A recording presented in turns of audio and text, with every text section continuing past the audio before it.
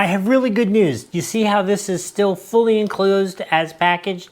That means that Nikki and I went to Europe for a month and never had to take it out of the package. But we did just go to Europe and we did a lot of really crazy stuff and had a lot of fun. And so when you're quadding in Turkey and that kind of stuff, you want to have your own first aid kit with you. Not that they're not going to be able to take care of you, but if I fall off the quad and I got a little hole in my arm and I'm bleeding, I want to be able to take care of myself and not have to rely on others. And this is an 80-piece kit which comes with Band-Aids, bandages, gauze pads.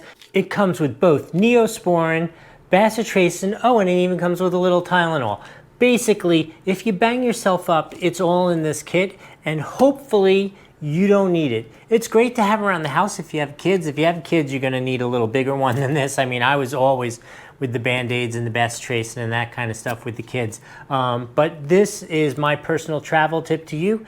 If you're going on vacation, this should really be in your bag. It is absolutely great to have. My highest recommendation that you have some version of a first aid kit like this. Hope this was helpful. We'll see you next time.